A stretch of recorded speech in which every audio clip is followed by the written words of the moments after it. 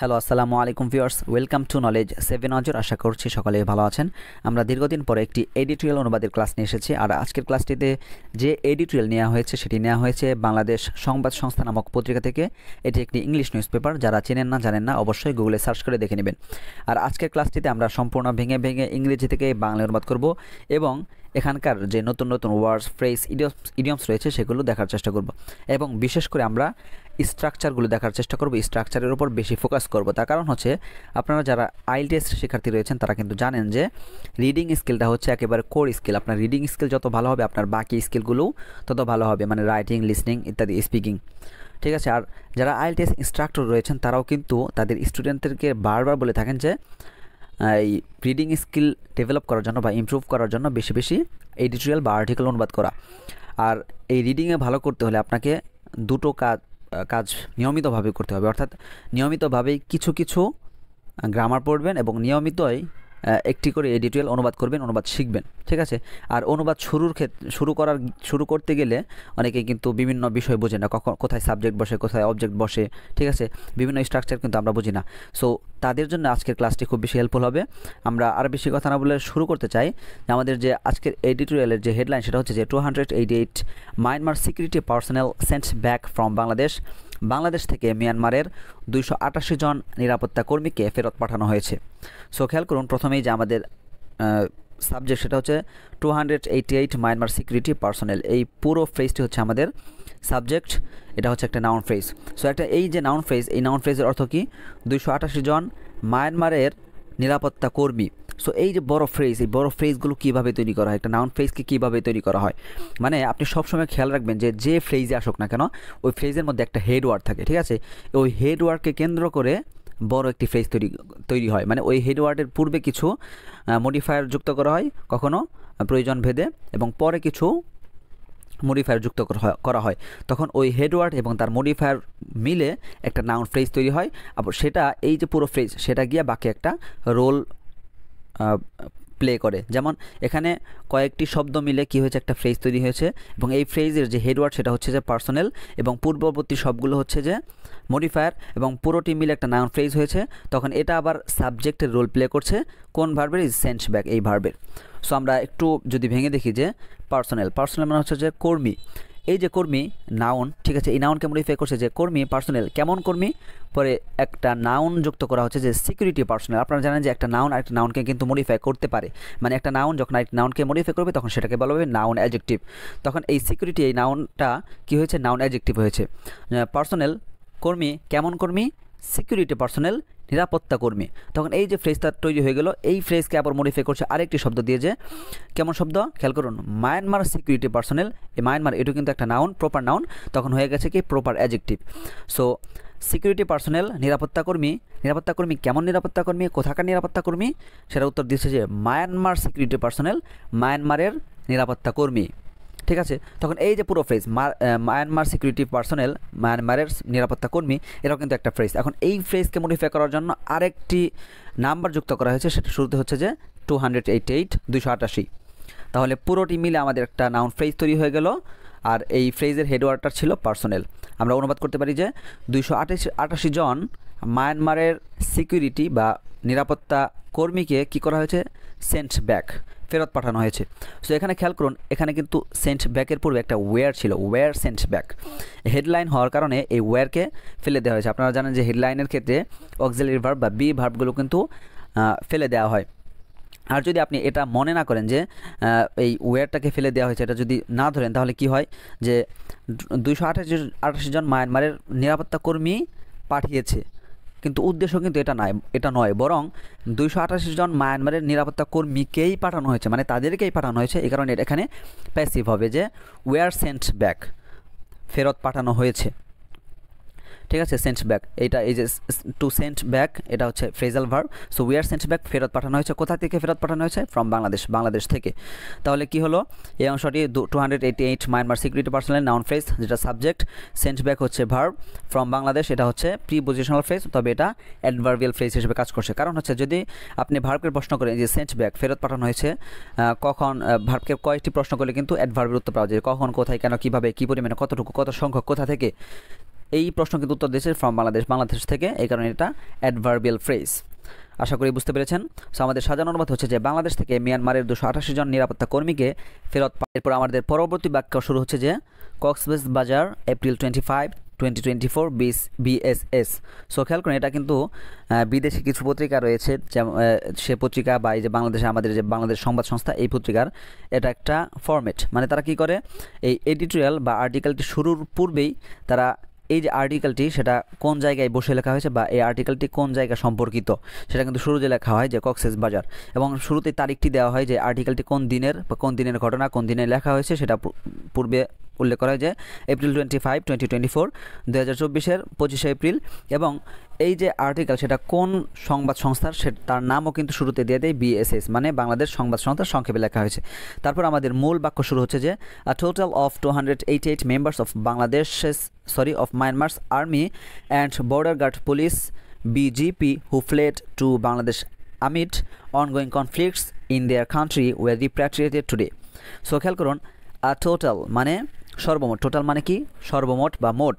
So total একটু লক্ষ্য করুন, এই যে টোটাল শব্দটি এটা কিন্তু একেবারেই হেডওয়ার্ড, ঠিক আছে, মানে বড় একটি ফ্রেজ তৈরি হবে, এই ফ্রেজের এটা হচ্ছে হেডওয়ার্ড, এবং এই হেডওয়ার্ডের একটা ভার্ব হচ্ছে কি এই যে ওয়ার রিপ্যাট্রিয়েটেড। একেবারে শেষের লাইনে খেয়াল করুন, আ টোটাল ওয়ার রিপ্যাট্রিয়েটেড মানে সর্বমোট সকলকে কী করা হয়েছে, প্রত্যাবাসন করা হয়েছে। রিপ্যাট্রিয়েট মানে প্রত্যাবাসন করা, রিপ্যাট্রিয়েট খেয়াল রাখবেন, রিপ্যাট্রিয়েট মানে প্রত্যাবাসন করা। সো এখানে পাস্ট সিম্পল টেন্সের প্যাসিভ লেখা হয়েছে ওয়ার রিপ্যাট্রিয়েটেড, মানে সকলকেই ওয়ার রিপ্যাট্রিয়েটেড প্রত্যাবাসন করা হয়েছে আজ, মানে টুডে, আজ প্রত্যাবাসন করা হয়েছে। তারপর মাঝখানে যে বিষয়গুলো ছিল, ঠিক আছে, এই যে অফ 280 থেকে শুরু করে একেবারে কান্ট্রি পর্যন্ত, এই সবগুলোই হচ্ছে মডিফায়ার, মানে টোটালকে মডিফায়ার করছে একটা অংশ, তারপর সেই অংশকে মডিফাই করছে আরেকটি অংশ, সেই অংশকে মডিফাই করছে আরেকটি অংশ, বা পুরো ফ্রেজটি এইভাবে তৈরি হয়েছে। শেষে গিয়ে কি হয়েছে, এই টোটালের ভার্বটি এখানে নিয়ে এসেছে। মানে আপনি একটা হেডওয়ার্ড যুক্ত করবেন, হেডওয়ার্ডের পরে ওইটার যত মডিফায়ার আছে সব মডিফায়ার আগে পরে যুক্ত করে দিবেন, শেষে গিয়ে আপনি ওই হেডওয়ার্ডের পুরো ফ্রেজটির জন্য একটা ভার্ব নিয়ে আসবেন। সেমি স্ট্রাকচারটা আমরা দেখুন একটু, যে টোটাল মোট, এই যে টোটাল মোটটা কিসের সেটাকে মডিফাই করছে একটা অফ প্রিপোজিশনাল ফ্রেজ দিয়ে, যে অফ 288 মেম্বার্স মানে 288 জন সদস্যের মোট। এখানে আরেকটি বিষয় লক্ষণীয়, সেটা হচ্ছে যে আমরা জানি যে অফ প্রিপোজিশন, ঠিক আছে, অফ প্রিপোজিশন অর্থ হয় র বা এর, এবং এর অনুবাদটা শেষ দিক থেকে হয়, মানে অফের পরের যে অংশ সেটা আগে অনুবাদ হয় এবং অফের পূর্বে যে অংশ সেটা আগে অনুবাদ হয় বাংলায়। কিন্তু আপনি সবসময় এটা খেয়াল রাখবেন, মানে 99% বা 98% সময় অফের পূর্বে যদি পরিমাণসূচক বা ধরনসূচক কোনো শব্দ থাকে, সেক্ষেত্রে অফের পূর্বে যে শব্দ থাকে সেই শব্দ থেকে অনুবাদ শুরু হবে এবং অফের কোনো অনুবাদ আসবে না। ঠিক এখানে আমরা যদি জেনারেল যে রুল সেটা ফলো করি যে 288 জন সদস্যের মোট এরকম, কিন্তু যদি এই যে বললাম অফের পূর্বে যদি পরিমাণসূচক শব্দ থাকে, যেমন টোটাল পরিমাণসূচক শব্দ, এই কারণে এদিক থেকে অনুবাদ হবে, অফের অনুবাদ হবে না। এই নিয়ম অনুযায়ী যে মোট 288 জন সদস্য, ঠিক আছে, 288 জন সদস্য। এই যে সদস্য সেটা আবার কিসের সদস্য, মেম্বার্সকে এখন মডিফাই করবে আরেকটি প্রিপোজিশনাল ফ্রেজ দিয়ে, যে মেম্বার্স কিসের মেম্বার্স, অফ মায়ানমারস আর্মি, মায়ানমারের আর্মি অ্যান্ড বর্ডার গার্ড পুলিশ, সীমান্ত প্রহরী পুলিশ, এটাকে সংক্ষেপে বলেছে BGP, ঠিক আছে। সো কী হলো, এই যে মেম্বার্স, এই মেম্বার্সকে মডিফাই করছে দুটো একটা ফ্রেজ দিয়ে, যে ফ্রেজটা আবার অ্যান্ড দিয়ে যুক্ত, কনজাংশন দিয়ে, যে Myanmar's army and border guard police, Myanmar সৈন্যবাহিনী, সেনাবাহিনী এবং বর্ডার গার্ড পুলিশ, সীমান্ত প্রহরী পুলিশের 288 জন সদস্যের, 288 জন সদস্যের মোট।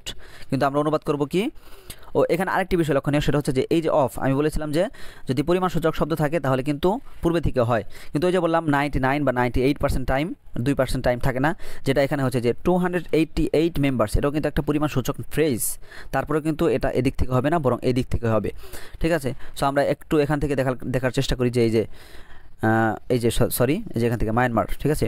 সো মায়ানমারের সেনাবাহিনী এবং সীমান্ত প্রহরী পুলিশের মোট 228 জন সদস্য, ঠিক আছে। কীভাবে অনুপাতটা হলো, মায়ানমারের সেনাবাহিনী অ্যান্ড বর্ডার গার্ড পুলিশ, সীমান্ত প্রহরী পুলিশের টোটাল মোট 280 অফ 288 মেম্বার্স, 228 জন সদস্য। ঠিক আছে, এই সদস্যকে কি হয়েছে, ওয়ার রিপ্যাট্রিয়েটেড।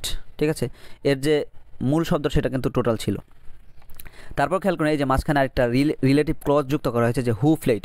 এই হু যে অ্যান্টিসিডেন্ট সেটা হচ্ছে এই যে 228 জন সদস্য এখান থেকে শুরু করে এই যে 228 জন সদস্য তারা কি করেছিল, এই সকল ব্যক্তিদের সম্পর্কে একটা নতুন তথ্য যুক্ত করা হচ্ছে রিলেটিভ ক্লজ দিয়ে যে হু ফ্লেড, যারা পালিয়েছিল, কোথায় পালিয়েছিল, টু বাংলাদেশ, বাংলাদেশে পালিয়েছিল। কখন পালিয়েছিল, আমিড অনগোয়িং কনফ্লিক্টস, আমিড মানে মধ্যে, পরিস্থিতিতে বা সময়ে, কিসের সময়ে, অনগোয়িং চলমান, কি চলমান, কনফ্লিক্টস সংঘাত।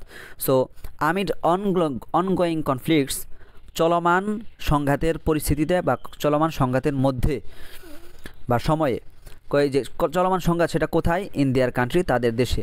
সো খেয়াল করুন এই যে হু এটা হচ্ছে এই ফ্লেড ভার্বের subject, relative pronoun, relative clause যুক্ত করা হচ্ছে পুরোটি মিলে, এবং এই হুর অ্যান্টিসিডেন্ট হচ্ছে এই যে মেম্বার্স থেকে শুরু করে এই পর্যন্ত। ঠিক আছে, তারপর হচ্ছে যে এই যে ফ্লেড পালিয়েছে, কোথায় পালিয়েছে, টু বাংলাদেশ, এটা হচ্ছে প্রিপোজিশনাল ফ্রেজ, যেটা অ্যাডভার্বিয়াল ফ্রেজ হিসেবে কাজ করছে। তারপর আমিড অনগোয়িং কনফ্লিক্টস, এটা হচ্ছে প্রিপোজিশনাল ফ্রেজ, যেটা অ্যাডভার্ব হিসেবে কাজ করছে। কারণ ভার্বকে যদি প্রশ্ন করি যে কখন পলায়ন করেছে, উত্তর দিচ্ছে যে আমিড অনগোয়িং কনফ্লিক্টস, মানে চলমান সংঘাতের সময়। ঠিক আছে, অনগোয়িং এটাও অ্যাডজেক্টিভ, ভার্বের প্রেজেন্ট পার্টিসিপল ফর্ম, যেটা কনফ্লিক্টসের অ্যাডজেক্টিভ হিসেবে কাজ করছে। ঠিক আছে, তারপর কোথায় পলায়ন, এই যে কনফ্লিক্টস সেটা আবার কোথাকার, ইন দেয়ার কান্ট্রি, তাদের দেশে। এখন এই যে ইন দেয়ার কান্ট্রি, এই প্রিপোজিশনাল ফ্রেজটা কিন্তু আবার মডিফাই করছে এই যে কনফ্লিক্টস মানে এই যে সংঘাতটা কোথাকার সংঘাত, ইন দেয়ার কান্ট্রি, তাদের দেশে। আশা করি বুঝতে পেরেছেন। তাহলে কি হলো যে এই এখান থেকে শুরু করুন যে মায়ানমারের সেনাবাহিনী এবং বর্ডার গার্ড পুলিশের মোট 228 জন সদস্য হু ফ্লেড, যারা পালিয়েছিল, টু বাংলাদেশে, কখন, আমিড অনগোয়িং কনফ্লিক্টস, চলমান সংঘাতের সময়, কোথায় চলমান সংঘাত, ইন দেয়ার কান্ট্রি, তাদের দেশে, সেই সকল ব্যক্তিদেরকে কি করা হয়েছে, ওয়ার রিপ্যাট্রিয়েটেড, প্রত্যাবাসন করা হয়েছে। কবে, টুডে, আজ। আশা করি বুঝতে পেরেছেন। একটু ভেঙে অনুবাদ করলাম, যারা একটু বেসিক লেভেলের আছেন, বিগিনার আছেন, তাদেরও বুঝতে সুবিধা হবে। সো আমাদের সাজানো অনুবাদ হচ্ছে যে কক্সবাজার 25 এপ্রিল 2024 বিএসএস মিয়ানমারের সেনাবাহিনী ও সীমান্ত প্রহরী পুলিশ, এখানে একটা ও হবে, সীমান্ত প্রহরী পুলিশ বিজিপি এর মোট 288 জন সদস্য, যারা তাদের দেশে চলমান সংঘাত চলাকালীন বাংলাদেশে পালিয়ে এসেছিল, তাদেরকে আজ প্রত্যাবাসন করা হয়েছে। আমাদের পরবর্তী বাক্য হচ্ছে যে The handover took place at Bangladesh Inland Water Transport Authority BIWTA Ghat in Nunia Chora, ঠিক আছে, in Cox's Bazar, in the presence of delegations from both the countries. So খেয়াল করুন, the handover মানে হচ্ছে হস্তান্তর। এখানে হ্যান্ড ওভার, যদি এই যে ওভার এবং হ্যান্ড যদি আলাদা থাকে তাহলে ভার্ব হিসেবে ব্যবহৃত হয়, আর হ্যান্ড ওভার যদি একত্রে হয় তাহলে এটা নাউন হিসেবে ব্যবহৃত হয়। এখানে এটা নাউন হিসেবে ব্যবহৃত হয়েছে যে দ্য হ্যান্ড ওভার, হস্তান্তর। এই হস্তান্তরের কাজটি কী হয়েছে, দ্য হ্যান্ড ওভার, এই হস্তান্তরের বিষয়টি, হস্তান্তরের কাজটি কী হয়েছে, টুক প্লেস, ঘটেছে। টেক প্লেস ভার্বটি আপনারা চেনেন যে টেক প্লেস মানে কোনো কিছু ঘটা। ঠিক আছে, টুক প্লেস, ঘটেছে। সাবজেক্টটা কী হলো, দ্য হ্যান্ড ওভার, এই হস্তান্তরটা কী হয়েছে, টুক প্লেস, ঘটেছে। কোথায় ঘটেছে, বলা হচ্ছে যে at Bangladesh inland water transport authority ঘাট। সো এখানে এই যে পুরো একটা নাম, Bangladesh inland water transport authority, এটা একটা নাম, মানে বাংলাদেশের এই যে কোম্পানিটি, এই নামের যে কোম্পানি, তারা আসলে সমুদ্রপথে বা নদীপথে, নৌপথে পরিবহনের কাজ করে থাকে। ঠিক আছে, এবং তাদের আলাদা একটা ঘাট রয়েছে, যেই ঘাটে তাদের পরিবহনের যে কাজগুলো সেগুলো আঞ্জাম দিয়ে থাকে। এই কারণে বলা হচ্ছে যে Bangladesh inland water transport authority ঘাট, মানে তাদের নিজস্ব ঘাট। ঠিক আছে, সেই ঘাটে কি হয়েছে, এই the hand over took place, এই যে হস্তান্তরের কাজ, সেই বিষয়টি ঘটেছে। সো খেয়াল করুন, এই যে at Bangladesh inland water transport authority ঘাট, এটা কিন্তু একটা প্রিপোজিশনাল ফ্রেজ। এই প্রিপোজিশনাল ফ্রেজটা অ্যাডভার্বিয়াল ফ্রেজ হিসেবে কাজ করছে। কারণ হচ্ছে যদি ভার্বের প্রশ্নগুলি যে এই যে হ্যান্ড ওভার টুক প্লেস মানে হস্তান্তর ঘটেছে, কোথায় ঘটেছে প্রশ্ন করা হলে উত্তর দিচ্ছে যে at Bangladesh inland water transport authority ঘাট, বাংলাদেশ অভ্যন্তরীণ নদীপথ বা নৌপথ পরিবহন কর্তৃপক্ষের যে ঘাট, সেই ঘাটে the hand over took place, এই হস্তান্তরের কাজটি ঘটে। ঠিক আছে, তার পরবর্তী অংশ হচ্ছে আমাদের আরেকটি প্রিপোজিশনাল ফ্রেজ যে ইন নুনিয়াছড়া একটা জায়গার নাম। এই নুনিয়াছড়া আবার মডিফাই করছে এই ঘাটকে, মানে এই যে ঘাট, এই ঘাটটা কোথায় অবস্থিত, সেটা অবস্থিত হচ্ছে ইন নুনিয়াছড়ায়। মানে এই প্রিপোজিশনাল ফ্রেজ একটা নাউনকে মডিফাই করছে নাউন অ্যাডজেক্টিভ হিসেবে, অ্যাডজেক্টিভের মতো করে। তার পরবর্তী অংশ হচ্ছে যে ইন কক্সেস বাজার, এটাও একটা প্রিপোজিশনাল ফ্রেজ, যেটা আবার এই নুনিয়া ছড়াকে মডিফাই করছে, যে এই যে নুনিয়া ছড়া সেটা আবার কোথাকার জায়গা, কোন জায়গায় অবস্থিত, সেটা হচ্ছে ইন কক্সেস বাজার, কক্সেস বাজারে অবস্থিত। তাহলে এই যে ইন কক্সেস বাজার এটাও প্রিপোজিশনাল ফ্রেজ, তবে এই নুনিয়া ছড়ার অ্যাডজেক্টিভের মতো কাজ করছে। ঠিক আছে, তার পরবর্তী অংশ হচ্ছে যে এই যে হ্যান্ড ওভার টুক প্লেস, এই হস্তান্তরের কাজটি ঘটে কোথায়, কোন অবস্থায় ঘটে, অবস্থাটা কী ছিল, অবস্থা ছিল যে ইন দ্য প্রেজেন্স, উপস্থিতিতে, প্রেজেন্ট মানে উপস্থিত, প্রেজেন্স মানে উপস্থিতি, সো ইন দ্য প্রেজেন্স উপস্থিতিতে আবার কার উপস্থিতিটা হচ্ছে যে অফ ডেলিগেশনস মানে প্রতিনিধি দল, সো প্রতিনিধি দলের উপস্থিতিতে। তাহলে এখানে এই যে ইন দ্য প্রেজেন্স অফ ডেলিগেশনস এটা কিন্তু এই প্রিপোজিশনাল ফ্রেজ, তবে অ্যাডভার্বিয়াল ফ্রেজ হিসেবে কাজ করছে। কারণ যদি এই যে টুক প্লেসকে প্রশ্ন করেন যে ঘটেছে কীভাবে ঘটেছে, উত্তর দিচ্ছে যে ইন দ্য প্রেজেন্স অফ ডেলিগেশনস, প্রতিনিধি দলের উপস্থিতিতে। ঠিক আছে, তারপরের অংশ যে ফ্রম বোথ দ্য কান্ট্রিজ, উভয় দেশের এই প্রতিনিধি দল। তাহলে কি হলো, ইন দ্য প্রেজেন্স এটা হচ্ছে প্রিপোজিশনাল ফ্রেজ, যেটা টুক প্লেসের অ্যাডভার্ব হিসেবে কাজ করছে, অ্যাডভার্বিয়াল ফ্রেজ। এই প্রেজেন্সকে মডিফাই করছে আরেকটি প্রিপোজিশনাল ফ্রেজ দিয়ে, যে এই যে প্রেজেন্স উপস্থিতিটা কার, অফ ডেলিগেশনস প্রতিনিধি দলের, এবং প্রতিনিধি দল আবার কিসে কোথাকার সেটাকে মডিফাই করছে একটা প্রিপোজিশনাল ফ্রেজ দিয়ে, সেটা হচ্ছে ফ্রম বোথ দ্য কান্ট্রিজ, উভয় দেশ থেকে বা উভয় দেশের পক্ষ থেকে। আশা করি বুঝতে পেরেছেন। আমরা আরেকটু যদি সাধারণভাবে দেখি যে the hand over took place, এই হস্তান্তরটি ঘটে কোথায় ঘটে, at Bangladesh inland water transport authority ঘাট, বাংলাদেশ অভ্যন্তরীণ নৌপথ পরিবহন বা নৌ পরিবহন কর্তৃপক্ষের ঘাটে। ঘাটটা কোথায় অবস্থিত, এই নুনিয়াছড়ায়। এই নুনিয়াছড়া আবার কোথায়, ইন কক্সেস বাজারে। এই কক্সেস বাজার আবার কক্সেস বাজার পর্যন্ত গেল। এই যে টুক প্লেস ঘটেছে কোন অবস্থায় ঘটেছে, ইন দ্য প্রেজেন্স উপস্থিতিতে, কার উপস্থিতিতে, অফ ডেলিগেশনস প্রতিনিধি দলের উপস্থিতিতে। এই যে প্রতিনিধি দল আবার কোথাকার, সেটা বলা হচ্ছে যে ফ্রম বোথ দ্য কান্ট্রিজ, উভয় দেশের। সো আমাদের সাধারণ অনুবাদ হচ্ছে যে কক্সবাজারে নুনিয়াচড়ায় অবস্থিত বাংলাদেশ অভ্যন্তরীণ নৌ পরিবহন কর্তৃপক্ষের ঘাটে উভয় দেশের প্রতিনিধি দলের উপস্থিতিতে এ হস্তান্তর করা হয়। আমাদের পরবর্তী বাক্য হচ্ছে যে they were transferred to a Myanmar ship waiting in the deep sea via tugboat amid strict security, MD Yamin Hussain, additional district magistrate of Cox's Bazar said. So খেয়াল করুন, they were, এই যে দে মানে ওই যে 228 জন কী করা হয়েছে, they were transferred মানে তাদেরকে স্থানান্তর করা হয়েছে। ট্রান্সফার মানে স্থানান্তর করা, এখানে পাস্ট সিম্পল টেন্সের প্যাসিভ লেখা হয়েছে, দেখতেই পাচ্ছেন যে ওয়ার লেখা হয়েছে। যে যদি এমন হতো যে দে ট্রান্সফার্ড, অর্থ হতো যে তারা স্থানান্তর করেছে, কিন্তু এখানে উদ্দেশ্য হচ্ছে তাদেরকে স্থানান্তর করা হয়েছে। কারণ হচ্ছে যে দে ওয়ার ট্রান্সফার্ড মানে তাদেরকে স্থানান্তর করা হয়েছে। কোথায় স্থানান্তর করা হয়েছে, প্রিপোজিশনাল দিয়ে ফ্রেজ দিয়ে বলা হচ্ছে যে টু মায়ানমার শিপ, মানে মায়ানমারের একটি শিপে। এখন খেয়াল করুন, এই যে শিপ শব্দটি কিন্তু একটা নাউন, এই নাউনকে মডিফাই করছে আরেকটি নাউন, প্রপার নাউন দিয়েছে মায়ানমার শিপ, মানে মায়ানমারের শিপ। ঠিক আছে, সো দে ওয়ার ট্রান্সফার্ড, তাদেরকে স্থানান্তর করা হয়েছে। কোথায় স্থানান্তর করা হয়েছে, টু আ মায়ানমার শিপ, একটি মায়ানমারের শিপে, জাহাজে। তো এই যে শিপটি, ঠিক আছে, মায়ানমার শিপ, এই শিপকে আবার মডিফাই করছে একটি প্রেজেন্ট পার্টিসিপল দিয়ে, যে ওয়েটিং, যে অপেক্ষমান, অপেক্ষারত।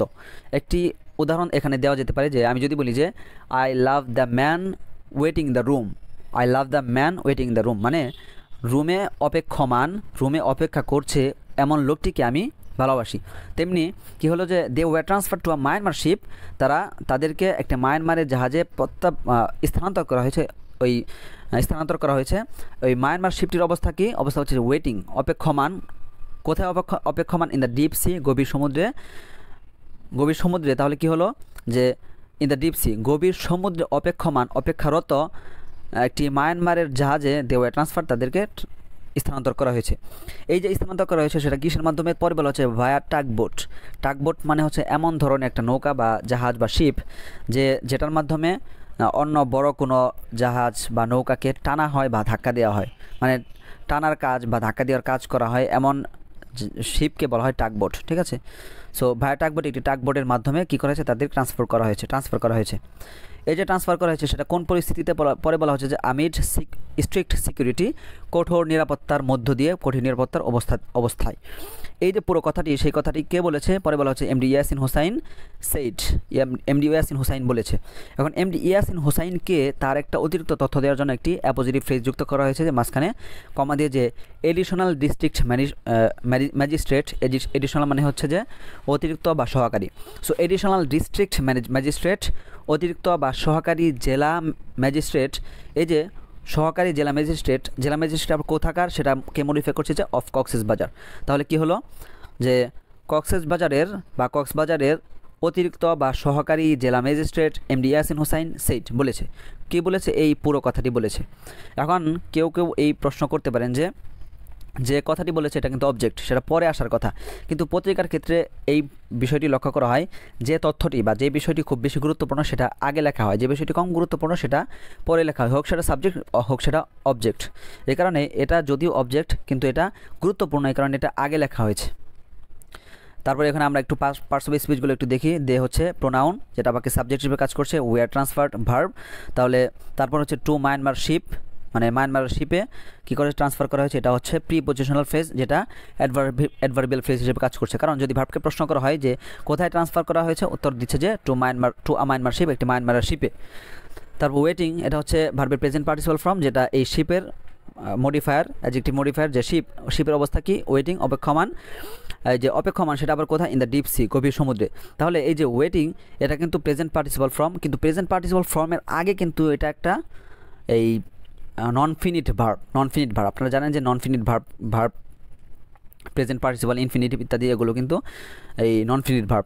তখন এই ভার্বকে মডিফাই করছে আরেকটি প্রিপোজিশনাল ফ্রেজ, যে এই যে ওয়েটিং অপেক্ষমান, সেটা কোথায় অপেক্ষমান, ইন দ্য ডিপ সি, গভীর সমুদ্রে, এইভাবে বলতে পারেন। আবার কেউ এই ব্যাখ্যা করেন যে এটা যেহেতু অ্যাডজেক্টিভ, আর অ্যাডজেক্টিভকে একটা প্রিপোজিশনাল ফ্রেজ মডিফাই করতে পারে, সেই হিসেবে অ্যাডজেক্টিভ মডিফায়ারও বলতে পারেন, যে ইন দ্য ডিপ সি, মানে গভীর সমুদ্রে। এই যে ইন দ্য ডিপ সি, এই অংশটা আপনি অ্যাডজেক্টিভ মডিফায়ার বলতে পারেন বা ভার্ব মডিফায়ারও বলতে পারেন, তবে প্রিপোজিশনাল ফ্রেজ। সো গভীর সমুদ্রে অপেক্ষমান একটি মায়ানমারের শিপে। তারপর কি, ভায়া টাগবোট, এটা হচ্ছে প্রিপোজিশনাল ফ্রেজ, যেটা এই ওয়ার ট্রান্সফারকে মডিফাই করছে। যদি ভার্বে প্রশ্ন করা হয় যে কীভাবে স্থানান্তর করা হয়েছে, উত্তর দিচ্ছে ভায়া টাগবোটের মধ্য দিয়ে, টাগবোটের মাধ্যমে। কখন, আমিড স্ট্রিক্ট সিকিউরিটি, এটাও প্রিপোজিশনাল ফ্রেজ, এটা ওয়ার ট্রান্সফার্ড এর অ্যাডভার্ব হিসেবে কাজ করছে। তার পুরো কথাটি কী বলেছে, এমডি ইয়াসিন হোসাইন, এটা হচ্ছে সাবজেক্ট, ভার্ব হচ্ছে সেইড, এবং মাঝখানে যে অংশটি এটা হচ্ছে appositive phrase, additional district magistrate of Cox's Bazar. আশা করি বুঝতে পেরেছেন। আমাদের সাধারণ অনুবাদ হচ্ছে যে কক্সবাজারের সহকারী জেলা ম্যাজিস্ট্রেট মোহাম্মদ ইয়াসিন হোসেন জানান, কঠোর নিরাপত্তার মধ্য দিয়ে একটি টাগবোটের মাধ্যমে গভীর সাগরে অপেক্ষমান মিয়ানমারের একটি জাহাজে তাদের স্থানান্তর করা হয়েছে। আমাদের পরবর্তী বাক্য হচ্ছে যে this repatriation marks the second phase following the initial return of 330 individuals including members of the Myanmar Army, BGP and immigration officials on 15 February via the Navy jetty in Ukhia. So খেয়াল করুন, this repatriation মানে এই যে প্রত্যাবাসন করা হলো, এই প্রত্যাবাসনটা কি, মার্কের যে অর্থ, এটা আসলে বিভিন্ন অর্থ থাকে। এখানে যে অর্থ সেটা হচ্ছে যে কোনো কিছু সূচিত করা, কোনো কিছু নির্দেশ করা, কোনো কিছু উল্লেখ করা, কোনো কিছু হওয়া, এরকম একটা অর্থ দিচ্ছে। মানে এই যে প্রত্যাবাসন করা হলো, এই প্রত্যাবাসনটা আসলে দ্বিতীয়বারের মতো প্রত্যাবাসন করা হয়েছে। এই কারণে বলা হচ্ছে যে দিস রিপ্যাট্রিয়েশন মার্কস, এই প্রত্যাবাসনটি সূচিত করে, নির্দেশ করে, হয় কি হয়, দ্য সেকেন্ড ফেজ, দ্বিতীয় পর্যায়। ফেজ মানে পর্যায়, লেভেল, ঠিক আছে, এরকম। সো এই যে রিপ্যাট্রিয়েশন প্রত্যাবাসন, এই প্রত্যাবাসন মার্কস হয় বা সূচিত করে দ্য সেকেন্ড ফেজ, দ্বিতীয় পর্যায়কে সূচিত করে, বা দ্বিতীয় পর্যায়ের, মানে এক কথা এটা বোঝানো হচ্ছে যে এই যে রিপ্যাট্রিয়েশন করা হয়েছে, প্রত্যাবাসন করা হয়েছে, এটা হচ্ছে দ্বিতীয় পর্যায়ের রিপ্যাট্রিয়েশন বা প্রত্যাবাসন। আগে একবার করা হয়েছে, এটা হচ্ছে দ্বিতীয়বার, ঠিক আছে। তারপর বলা হচ্ছে যে এই যে দ্বিতীয় পর্যায়ের যে প্রত্যাবাসন, সেটা কখন, কিসের পরে বলা হচ্ছে ফলোয়িং। এই যে ফলোয়িং শব্দটি কিন্তু নাউন হিসেবে ব্যবহৃত হয়, প্রেজেন্ট পার্টিসিপল ফর্ম হিসেবেও ব্যবহৃত হয়, আবার প্রিপোজিশন হিসেবেও ব্যবহৃত হয়। এখানে ফলোয়িং শব্দটি প্রিপোজিশন হিসেবে ব্যবহৃত হচ্ছে, কারণ খেয়াল করুন যে ফলোয়িং মানে পরে অর্থ দিচ্ছে যে কিসের পরে দ্য ইনিশিয়াল রিটার্ন মানে প্রাথমিক প্রত্যাবর্তন। ফলোয়িং দ্য ইনিশিয়াল রিটার্ন, প্রাথমিক, খেয়াল করুন যে প্রাথমিক প্রত্যাবর্তনের পর। এই যে প্রাথমিক প্রত্যাবর্তন সেটা আবার কিসের প্রত্যাবর্তন, সেটাকে প্রিপজিশনাল ফ্রেজ দিয়ে মডিফাই করছে যে অফ 333 ইন্ডিভিজুয়ালস, মানে 330 জন ব্যক্তির প্রাথমিক প্রত্যাবর্তনের পরে this repatriation marks the second phase, এই প্রত্যাবর্তনটি হচ্ছে দ্বিতীয় পর্যায়ের বা দ্বিতীয়। তারপরে অংশ খেয়াল করুন ইনক্লুডিং, এই যে ইনক্লুডিং এটা আসলে অতিরিক্ত অংশ যেটা এই যে ইন্ডিভিজুয়ালসের সাথে সংযুক্ত। এই ইনক্লুডিং এটা একটা প্রিপজিশন এই ইন্ডিভিজুয়ালসের সাথে যুক্ত করছে যে 330 জন, এটা কারা সহ 330 জন বলা হচ্ছে যে including members of Myanmar army, Myanmar আর্মির সদস্য এবং আরও কিছু সদস্য বিজেপির সদস্য অ্যান্ড ইমিগ্রেশন অফিসিয়ালস এবং অভিবাসন যে কর্মকর্তা তাদের সদস্য, এই সমস্ত সদস্য সহ 330 জনের প্রাথমিক প্রত্যাবর্তনের পর এই প্রত্যাবর্তনটি হচ্ছে দ্বিতীয় পর্যায়ের। তারপর পরের অংশ হচ্ছে যে অন 15 ফেব্রুয়ারি, এখানে প্রিপজিশনাল ফ্রেজ যেটা টাইম মেনশন করছে, এই টাইম মেনশন করছে কার, বলা হচ্ছে যে এই যে ইনিশিয়াল রিটার্ন মানে প্রাথমিক প্রত্যাবর্তন, এই প্রাথমিক প্রত্যাবর্তনটা কোন সময়ের, বলা হচ্ছে যে ফার্স্ট অন 15 ফেব্রুয়ারি, 15 ফেব্রুয়ারিতে। এই যে প্রাথমিক প্রত্যাবর্তন সেটা আবার কিসের মাধ্যমে, পরে বলা হচ্ছে যে ভায়া দ্য নেভি জেটি, নেভি যে নৌবাহিনীর যে ঘাট সেই ঘাটের মাধ্যমে। এই নৌবাহিনীর ঘাটটা আবার কোথায় অবস্থিত, উখিয়ায় অবস্থিত, মানে কক্সবাজারের একটা জায়গার নাম হচ্ছে উখিয়া, সেই জায়গা। সো আমরা যদি পার্টস অফ স্পিচ যদি একটু দেখি, দিস রিপ্যাট্রিয়েশন এটা হচ্ছে সাবজেক্ট, দিস হচ্ছে যে ডেমনস্ট্রেটিভ অ্যাডজেক্টিভ এখানে, ঠিক আছে, মানে ডেমনস্ট্রেটিভ প্রোনাউন, তবে এটা অ্যাডজেক্টিভ হিসেবে কাজ করে, demonstrative adjective. So this repatriation এই প্রত্যাবাসন মার্কস হচ্ছে ভার্ব দ্য সেকেন্ড ফেজ, সূচিত করে, কাকে সূচিত করে, এই দ্য সেকেন্ড ফেজ এটা হচ্ছে অবজেক্ট। তারপর ফলোয়িং এটা হচ্ছে প্রিপজিশন, পুরোটি মিলে প্রিপজিশনাল ফ্রেজ যে দ্য ইনিশিয়াল রিটার্ন মানে প্রাথমিক প্রত্যাবর্তনের পর, এই যে প্রাথমিক প্রত্যাবর্তন তখন এটাকে মডিফাই করছে যে অফ 333 ইন্ডিভিজুয়ালস, এই প্রিপজিশনাল ফ্রেজটি আবার ইনিশিয়াল রিটার্ন এই নাউন ফ্রেজকে মডিফাই করছে। তারপর ইনক্লুডিং এটাও প্রিপজিশনাল ফ্রেজ, এটা আবার ইন্ডিভিজুয়ালসকে মডিফাই করছে যে এই যে ইন্ডিভিজুয়ালস 330 জন, তারা কারা সহ 330 জন, বলা হচ্ছে যে members of Myanmar army, Myanmar আর্মির সদস্য এবং আরও কিসের সদস্য, বিজেপির সদস্য অ্যান্ড ইমিগ্রেশন অফিসিয়ালস এবং এই অভিবাসন কর্মকর্তাদের সদস্য সহ 330 জনের প্রাথমিক 330 জন ব্যক্তির প্রাথমিক প্রত্যাবর্তনের পর। এই যে প্রত্যাবর্তন সেটা কোন দিন, এই অন 15 ফেব্রুয়ারি, 15 ফেব্রুয়ারি। এখন দেখুন এই যে প্রিপজিশনাল ফ্রেজ অন 15 ফেব্রুয়ারি, এটা কিন্তু এই যে ইনিশিয়াল রিটার্ন এই নাউনকে মডিফাই করছে যে ইনিশিয়াল রিটার্ন প্রাথমিক প্রত্যাবর্তন সেটা কোন সময়, কোন দিন, অন 15 ফেব্রুয়ারি, 15 ফেব্রুয়ারিতে। তারপর ভায়া দ্য নেভি জেটি, এটাও কিন্তু প্রিপজিশনাল ফ্রেজ যেটা এই ইনিশিয়াল রিটার্নকে মডিফাই করছে নাউন অ্যাডজেক্টিভ হিসেবে। তারপর ইন উখিয়া, এটা প্রিপজিশনাল ফ্রেজ, এটা আবার মডিফাই করছে নেভি জেটিকে। এই যে নেভি জেটিটা কোথায় অবস্থিত, ইন উখিয়া অবস্থিত। আশা করি বুঝতে পেরেছেন। আমাদের সাজানো অনুবাদ হচ্ছে যে 15 ফেব্রুয়ারি উখিয়া নৌবাহিনী ঘাট দিয়ে মিয়ানমারের সেনাবাহিনী, বিজেপি এবং অভিবাসন কর্মকর্তা সহ 330 জনের প্রাথমিক প্রত্যাবর্তনের পর এই প্রত্যাবাসনটি দ্বিতীয় পর্বের প্রত্যাবাসন। আমাদের পরবর্তী বাক্য হচ্ছে যে Yamin Hossain said in the last 1.5 months around 288 people of the Myanmar army and BGP fled and sought refuge in Bangladesh. So খেয়াল করুন ইয়ামিন হোসাইন সেড বলেছে, ডিরেক্ট স্পিচে লেখা হয়েছে, কারণ হচ্ছে এখানে দেখুন এই ইনভার্টেড কমা রয়েছে যে ইন দ্য লাস্ট 1.5 months, গত 1.5 মাসে। এই ফ্রেজটি সবসময় খেয়াল রাখবেন যে যদি বলেন যে 1.5 মাস তাহলে কি হবে 1.5 months, যদি বলেন 2.5 মাস তাহলে 2.5 months, যদি বলেন যে 3.5 সপ্তাহ তাহলে কি হবে 3.5 weeks, 3.5 weeks, 3.5 সপ্তাহ। যদি বলেন যে 4.5 বছর তাহলে 4.5 years, 4.5 years। ঠিক একইভাবে এখানে লেখা হয়েছে 1.5 months মানে 1.5 মাস। এই 1.5 মাসটা কত, 1.5 মাসকে মডিফাই করছে আবার আরেকটি শব্দ যে লাস্ট, ঠিক আছে, লাস্ট 1.5 months, গত 1.5 মাসে, লাস্ট মানে গত। সো ইন দিয়ে মডিফাই করছে যে সময় নির্দেশ করছে যে ইন দ্য লাস্ট 1.5 months, গত 1.5 মাসে কি হয়েছে, গত 1.5 মাসে around 280 people of Myanmar army and BJP. So Myanmar army এবং বিজেপির অ্যারাউন্ড 280 people, 288 জন মানুষ, প্রায় 288 জন মানুষ কী করেছে, সট চেয়েছে বা নিয়েছে, কি নিয়েছে, রিফিউজ, আশ্রয় নিয়েছে। কোথায় আশ্রয় নিয়েছে, ইন বাংলাদেশে। আশা করি বুঝতে পেরেছেন। আমাদের সাজানো অনুবাদ হচ্ছে যে ইয়ামিন হোসেন বলেন গত 1.5 মাসে মিয়ানমার সেনাবাহিনী ও বিজেপির প্রায় 288 জন সদস্য পালিয়ে বাংলাদেশে আশ্রয় নিয়েছে। আমাদের সর্বশেষ বাক্য হচ্ছে যে they were handed over to the Myanmar delegations this morning following official procedures, they are now on their way home. So খেয়াল করুন দে ওয়ার হ্যান্ডেড ওভার, তাদেরকে হস্তান্তর করা হয়েছে, কার নিকট হস্তান্তর করা হয়েছে, কোথায়, টু দ্য মায়ানমার ডেলিগেশনস, মায়ানমারের প্রতিনিধি দলের নিকট হস্তান্তর করা হয়েছে। কখন হস্তান্তর করা হয়েছে, দিস মর্নিং, আজ সকালে। কি করে, ফলোয়িং, এখানে এই যে ফলোয়িং শব্দটি দেখতে পাচ্ছেন, এই ফলোয়িং শব্দটি আপনি প্রিপোজিশন হিসেবেও ধরতে পারেন, আবার প্রেজেন্ট পার্টিসিপল হিসেবেও ধরতে পারেন, কারণ হচ্ছে দুরকম অর্থ নিলে এখানে সঙ্গতিপূর্ণ অর্থ হচ্ছে যে ফলোয়িং অফিসিয়াল প্রসিজার্স মানে আনুষ্ঠানিক প্রক্রিয়া অনুসরণ করে, যদি প্রেজেন্ট পার্টিসিপল ধরেন যে অর্থ হবে যে আনুষ্ঠানিক প্রক্রিয়া অনুসরণ করে, আর যদি প্রিপোজিশন ধরেন তাহলে কি হবে, আনুষ্ঠানিক প্রক্রিয়ার পরে প্রিপোজিশন, আর যদি প্রেজেন্ট পার্টিসিপল তাহলে আনুষ্ঠানিক প্রক্রিয়া অনুসরণ করে, দিস মর্নিং, আজ সকালে, দে ওয়ার হ্যান্ডেড ওভার, তাদেরকে হস্তান্তর করা হয়েছে কার নিকট, টু দ্য মায়ানমার ডেলিগেশনস, মায়ানমারের প্রতিনিধি দলের নিকট। তারপরে অংশ হচ্ছে দে আর নাও, তারা এখন হয় কিছু কোথায়, অন দেয়ার ওয়ে হোম, তাদের বাড়ির পথে।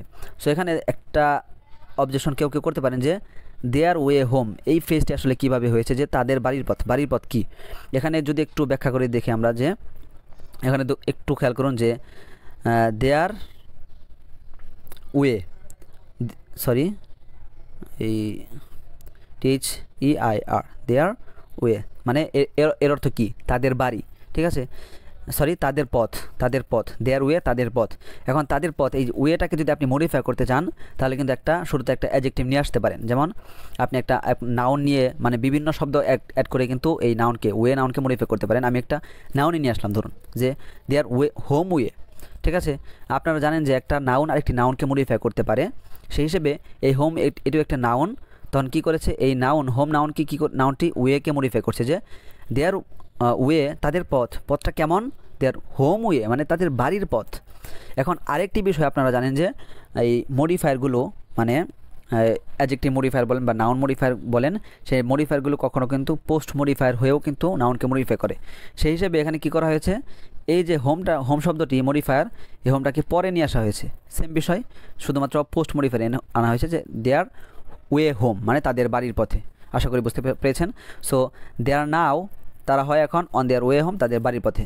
আমাদের সাজানো অনুবাদ হচ্ছে যে আনুষ্ঠানিক প্রক্রিয়া অনুসরণ করে আজ সকালে তাদেরকে মিয়ানমারের প্রতিনিধি দলের কাছে হস্তান্তর করা হয়েছে, তারা এখন তাদের বাড়ির পথে।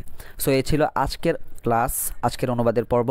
যদি আমার ক্লাসগুলো ভালো লেগে থাকে অবশ্যই চ্যানেলটি সাবস্ক্রাইব করবেন, বন্ধুদের মাঝে শেয়ার করবেন। সকলেই ভালো থাকবেন, ফি আমানিল্লাহ।